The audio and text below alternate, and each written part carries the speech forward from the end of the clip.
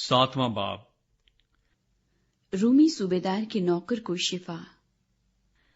जब वो लोगों को अपनी सब बातें सुना चुका तो कफरनहूम में आया, और किसी सूबेदार का नौकर जो उसको अजीज था बीमारी से मरने को था। उसने यीशु की खबर सुनकर यहूदियों के कई बुजुर्गों को उसके पास भेजा और उससे दरखास्त की कि आकर मेरे नौकर को अच्छा कर। वो यीशु के पास आए और उसकी बड़ी मिन्नत करके कहने लगे कि वो इस लायक है कि तू उसकी खातिर ये करे, क्योंकि वो हमारी कौम से मोहब्बत रखता है और हमारे इबादत खाने को उसी ने बनवाया। यीशु उनके साथ चला, मगर जब वो घर के करीब पहुंचा तो सूबेदार ने बास दोस्तों की मार्फत उसे ये कहला भेजा कि अय खुदावन तकलीफ ना कर, क्योंकि मैं इस लायक नहीं कि तू मेरी छत के नीचे आए। इसी सबब से मैंने अपने आप को भी तेरे पास आने के लायक ना समझा, बल्कि जबान से कह दे तो मेरा खादम शफा पाएगा, क्योंकि मैं भी दूसरे के इख्तियार में हूं और सिपाही मेरे मातहत हैं। और जब एक से कहता हूं जा तो वो जाता है, और दूसरे से आ तो वो आता है, और अपने नौकर से कि ये कर तो वो करता है। यीशु ने ये सुनकर उस पर ताज्जुब किया और फिर कर उस भीड़ से जो उसके पीछे आती थी कहा, मैं तुमसे कहता हूं कि मैंने ऐसा ईमान इसराइल में भी नहीं पाया। और भेजे हुए लोगों ने घर में वापस आकर उस नौकर को तंदुरुस्त पाया।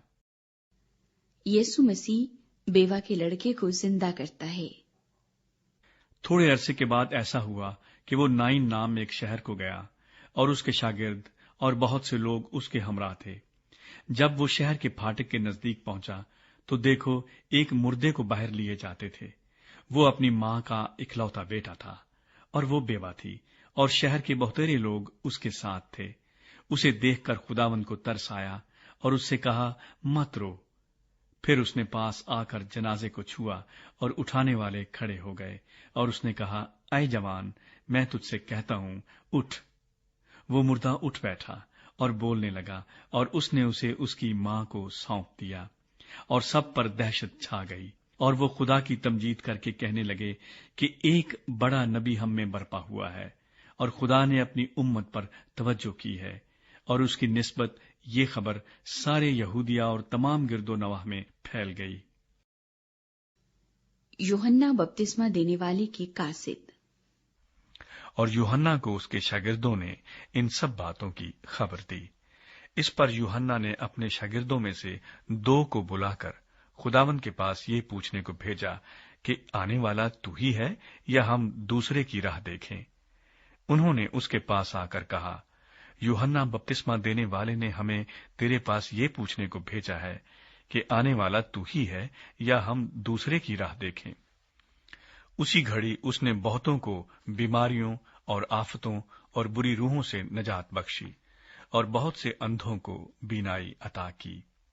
उसने जवाब में उनसे कहा कि जो कुछ तुमने देखा और सुना है जाकर यूहन्ना से बयान कर दो कि अंधे देखते हैं, लंगड़े चलते फिरते हैं, कोढ़ी पाक साफ किए जाते हैं, बहरे सुनते हैं, मुर्दे जिंदा किए जाते हैं, गरीबों को खुशखबरी सुनाई जाती है, और मुबारक है वो जो मेरे सबब से ठोकर ना खाए।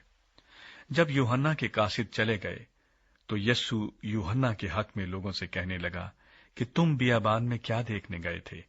क्या हवा से हिलते हुए सरकंडे को? तो फिर क्या देखने गए थे? क्या महीन कपड़े पहने हुए शख्स को? देखो, जो चमकदार पोशाक पहनते और ऐशो इशरत में रहते हैं वो बादशाही महलों में होते हैं। तो फिर तुम क्या देखने गए थे? क्या एक नबी? हां, मैं तुमसे कहता हूं, बल्कि नबी से बड़े को। ये वही है जिसकी बाबत लिखा है कि देख, मैं अपना पैगंबर तेरे आगे भेजता हूं, जो तेरी राह तेरे आगे तैयार करेगा। मैं तुमसे कहता हूं कि जो औरतों से पैदा हुए हैं उनमें यूहन्ना बपतिस्मा देने वाले से कोई बड़ा नहीं, लेकिन जो खुदा की बादशाही में छोटा है वो उससे बड़ा है।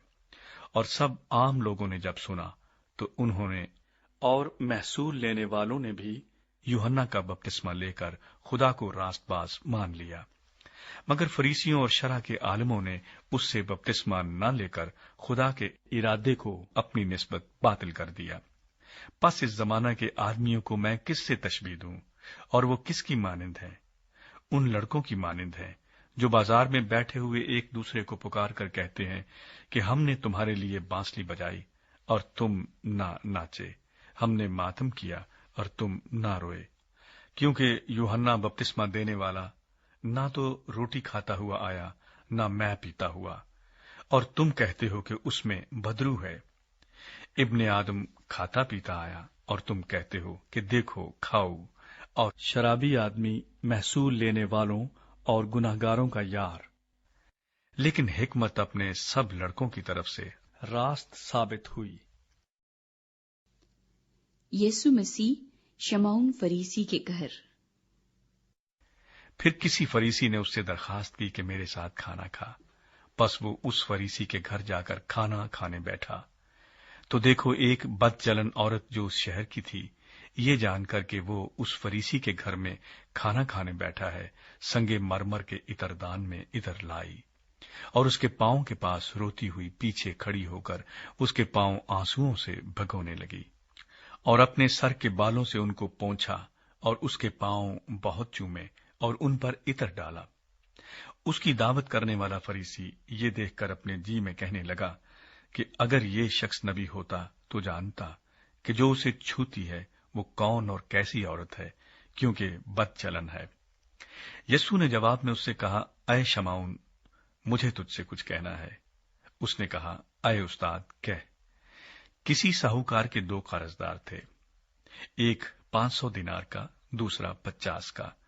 جب ان کے پاس ادا کرنے کو کچھ نہ رہا تو اس نے دونوں کو بخش دیا۔ پس ان میں سے کون اس سے زیادہ محبت رکھے گا؟ شمعون نے جواب میں کہا، میری دانست میں وہ جسے اس نے زیادہ بخشا۔ اس نے اس سے کہا، تو نے ٹھیک فیصلہ کیا۔ اور اس عورت کی طرف پھر کر اس نے شمعون سے کہا، کیا تو اس عورت کو دیکھتا ہے؟ میں تیرے گھر میں آیا، تو نے میرے پاؤں دھونے کو پانی نہ دیا، مگر اس نے میرے پاؤں آنسوؤں سے بھگو دیے اور اپنے بالوں سے پونچھے۔